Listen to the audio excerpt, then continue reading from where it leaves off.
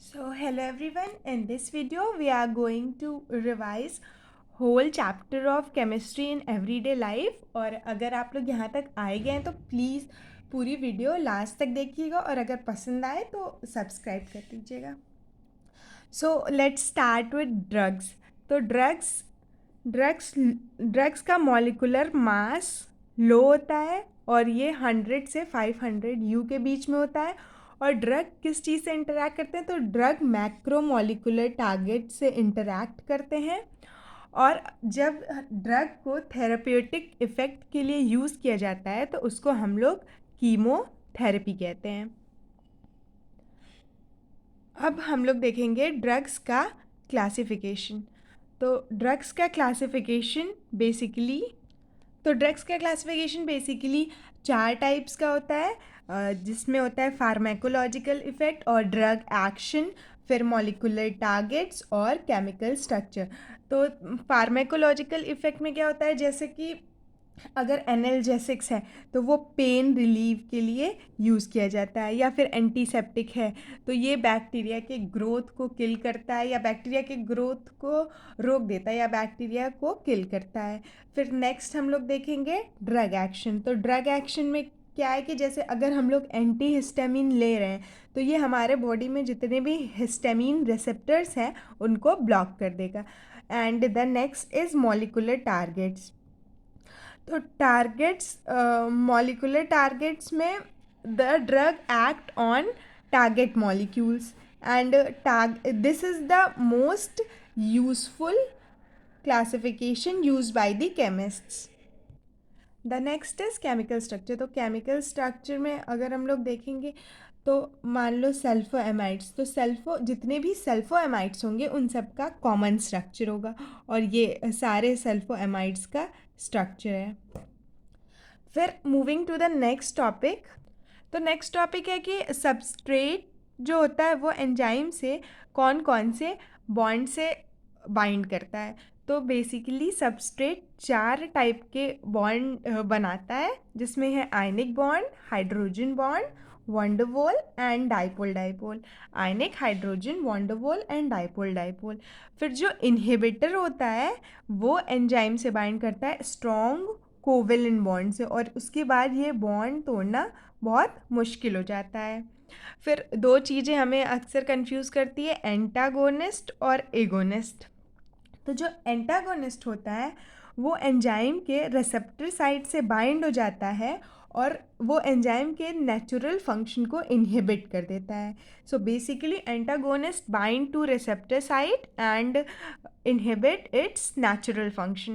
and the next is agonist। तो agonist क्या करता है? agonist नेचुरल केमिकल मैसेंजर को कॉपी करता है, ये रिएक्शन करवाने में हेल्प करता है और ये रिसेप्टर को स्विच ऑन कर देता है। अब हम लोग सारे एंटासिड्स के एग्जाम्पल्स पढ़ेंगे। तो एंटासिड्स क्या होते हैं? ये एसिडिटी को कम करते हैं और इसको हम लोग गैस्ट्रिक एसिडिटी रिलीव के लिए यूज़ करते हैं। तो एंटासिड में क्या एग्जाम्पल होता है? Sodium hydrogen carbonate. और फिर next example is mixture of aluminium and magnesium hydroxide. तो हम लोग मैग्नीशियम और एल्युमिनियम हाइड्रोक्साइड्स को ज़्यादा प्रेफर करते हैं क्योंकि मेटल हाइड्रोक्साइड्स बेटर अल्टरनेटिव होते हैं, और ये इसलिए होते हैं क्योंकि ये इनसॉल्युबल होते हैं। तो ये सॉल्युबल नहीं होते हैं, तो ये जो सोडियम हाइड्रोजन कार्बोनेट है ये हमारे स्टमक में एल्केलिनिटी को बहुत बढ़ा देता है, तो उससे और ज़्यादा ट्रिगर हो जाता है HCl और पेप्सिन का निकलना।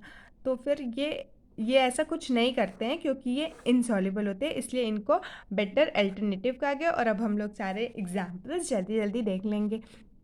तो फर्स्ट एग्जाम्पल है साइमेटिडीन, जिसका दूसरा नाम है Tagamet, and it was the largest selling drug. लेकिन ये कब तक लार्जेस्ट सेलिंग ड्रग था? जब तक रेनिटिडीन, जिसका दूसरा नाम है जैनटेक, वो डिस्कवर नहीं हुआ था। और जब जैनटेक डिस्कवर हो गया था तो फिर Zantac was the largest selling drug. फिर हम लोग बात करेंगे हिस्टामिन की। तो हिस्टामिन एक वैसोडाइलेटर है। तो वैसोडाइलेटर क्या करता है कि ब्लड वेसल्स के वॉल को डायलेट कर देता है। तो ये हिस्टामीन जो है वो ब्लड वेसल्स की वॉल को डायलेट कर देता है और ये कॉन्ट्रैक्ट कर देता है स्मूथ मसल्स को ब्रोंकाई एंड गट में। तो ये पॉइंट इंपॉर्टेंट है कि हिस्टामीन ब्लड वेसल्स की वॉल को डायलेट कर देता है और ब्रोंकाई एंड गट के स्मूथ मसल्स को कॉन्ट्रैक्ट कर देता है। फिर we will see some synthetic drugs. तो सिंथेटिक ड्रग्स में क्या है, ब्रोमफेनेरमीन। ब्रोमफेनेरमीन का दूसरा नाम है Dimetapp, brompheniramine Dimetapp, and the next one is terfenadine which is Seldane. तो इतने ही एग्जाम्पल्स एंटासिड्स के दिए हुए हैं एनसीईआरटी में। फिर हम लोग देखेंगे न्यूरोलॉजिकली एक्टिव ड्रग्स। तो न्यूरोलॉजिकली एक्टिव ड्रग्स दो टाइप की होती हैं। तो न्यूरोलॉजिकली एक्टिव ड्रग्स दो टाइप की होती है, पहली ट्रैंक्विलाइज़र है और दूसरी होती है एनाल्जेसिक्स। तो ट्रैंक्विलाइज़र क्या करती हैं, ट्रैंक्विलाइज़र को हम लोग स्ट्रेस या फिर किसी मेंटल डिजीज़ में यूज़ करते हैं।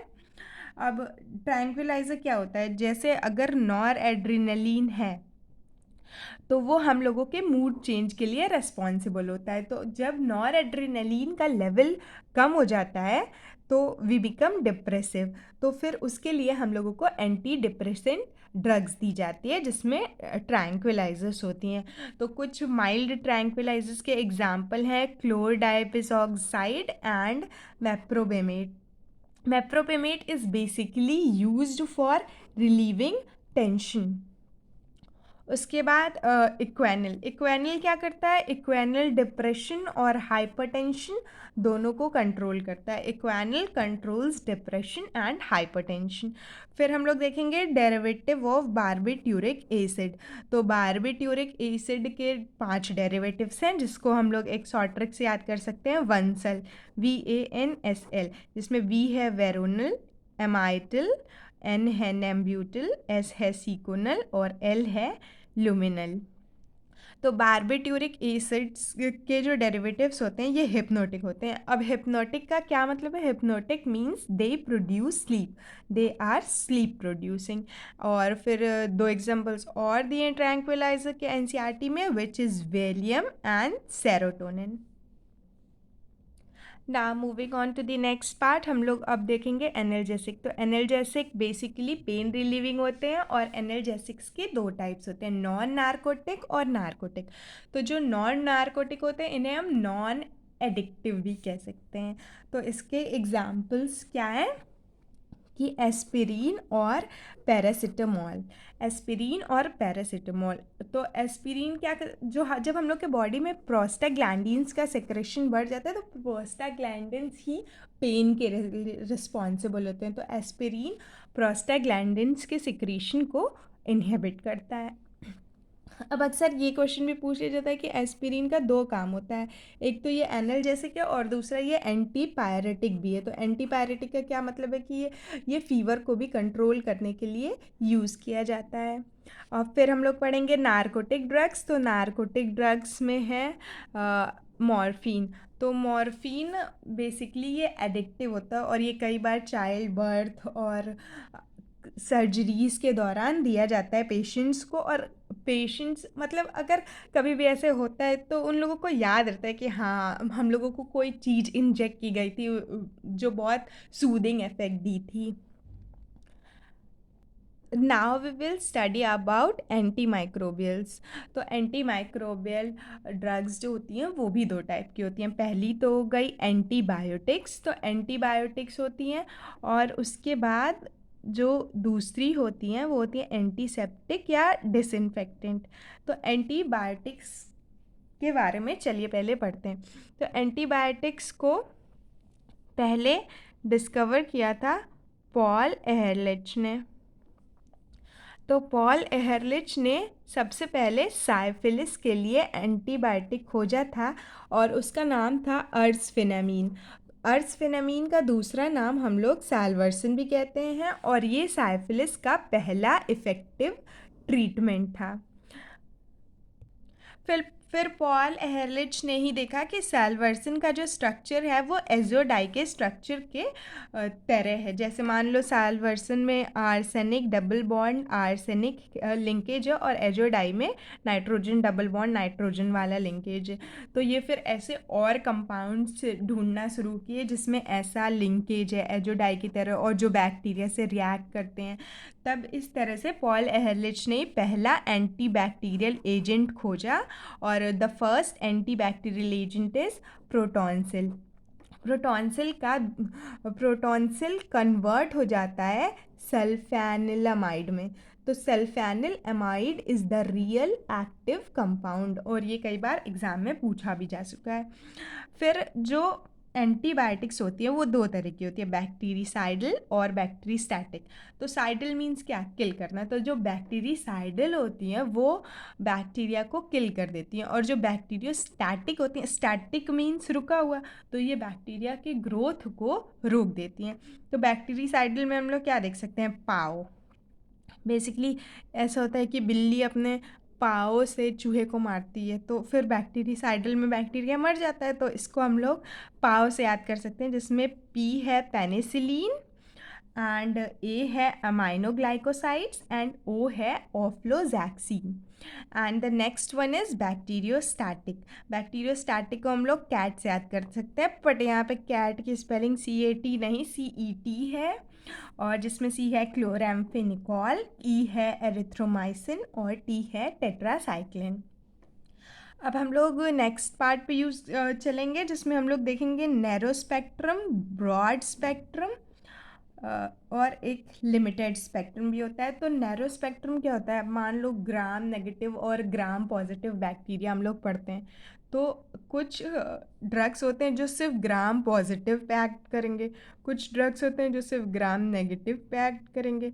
तो जो सिर्फ ग्राम पॉजिटिव पे एक्ट करें या फिर ग्राम नेगेटिव पे एक्ट करें उन्हें हम लोग नैरो स्पेक्ट्रम कहते हैं, क्योंकि उनके काम करने का रेंज ही बहुत नैरो है। और फिर होता है ब्रॉड स्पेक्ट्रम। तो ये लोग ब्रॉड स्पेक्ट्रम वाले पॉजिटिव ग्राम नेगेटिव दोनों पे एक्ट कर सकते हैं। तो नैरो स्पेक्ट्रम एंटीबायोटिक का एग्जाम्पल है पेनिसिलिन जी, और ये एक बार एग्जाम में आ भी चुका है। फिर next is broad spectrum antibiotic. तो ब्रॉड स्पेक्ट्रम एंटीबायोटिक में है एम्पिसिलिन और एमॉक्सीसिलिन। एम्पिसिलिन और एमॉक्सीसिलिन जो होता है वो सिंथेटिक मॉडिफिकेशन होता है पेनिसिलिन का।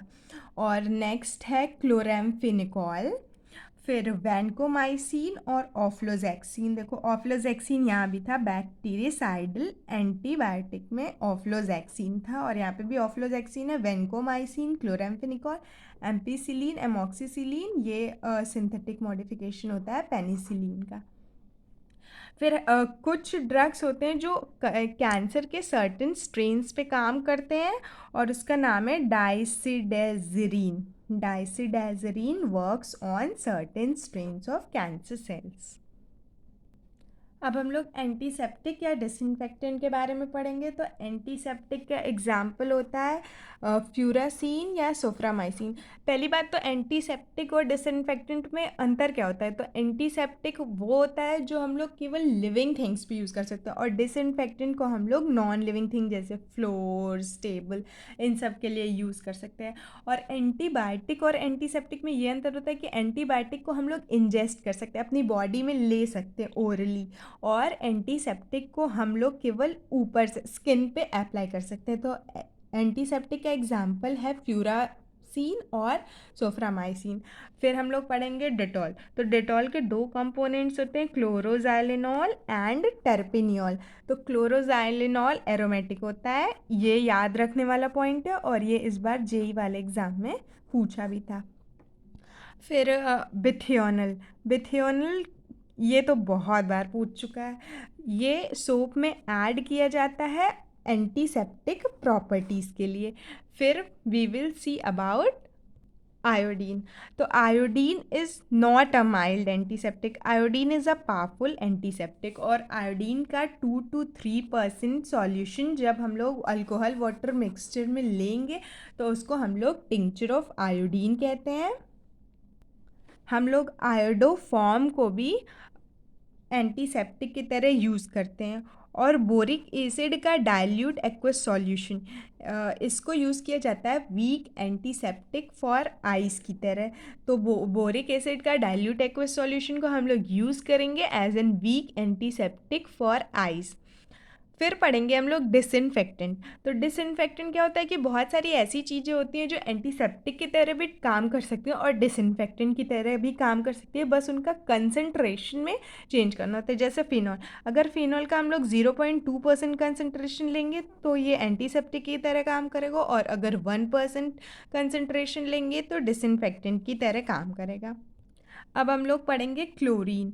तो क्लोरीन का 0.2 to 0.4 ppm एक्वस सॉल्यूशन हम लोग डिसइनफेक्टेंट की तरह यूज़ करते हैं। तो यहाँ पे क्या ज़रूरी है, 0.2 to 0.4।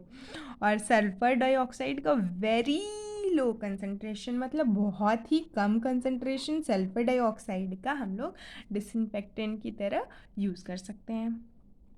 अब हम लोग पढ़ेंगे anti fertility drugs.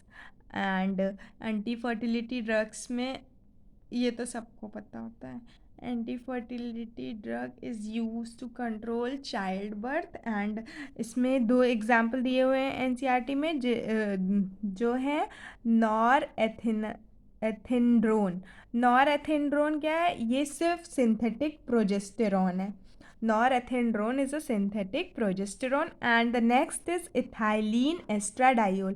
Ethylene estradiol का दूसरा नाम है नोवेस्ट्रॉल, और ये प्रोजेस्टेरॉन और एस्ट्रोजन दोनों का कॉम्बिनेशन है, और नॉरहेथिंड्रोन सिर्फ सिंथेटिक प्रोजेस्टेरॉन है।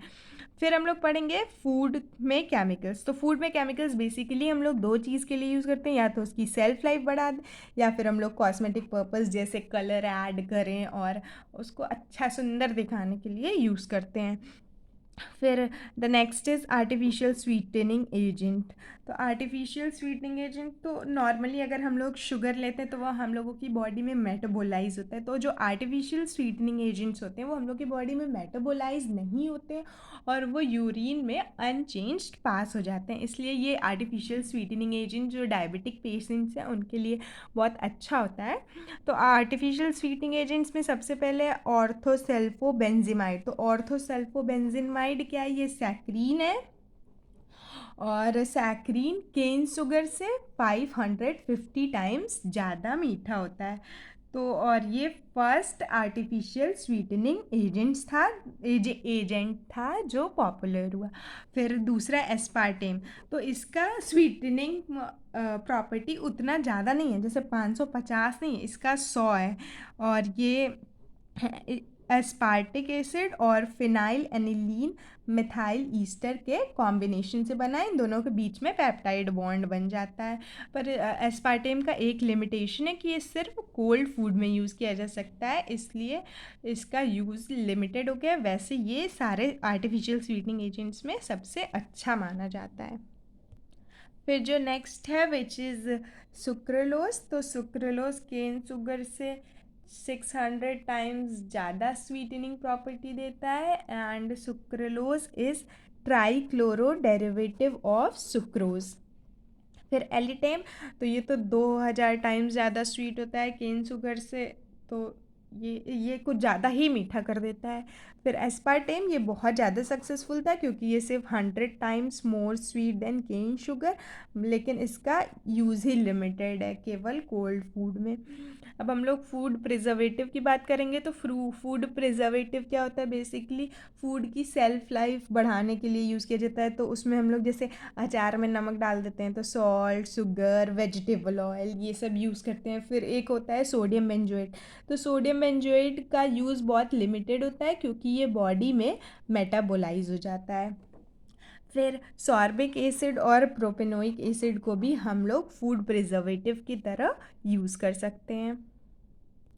अब हम लोग देखेंगे एंटीऑक्सीडेंट्स। तो एंटीऑक्सीडेंट्स तो पहले तो 2 एंटीऑक्सीडेंट सबसे इंपॉर्टेंट होते हैं, BHT butylated hydroxy toluene and BHA butylated hydroxy aniline.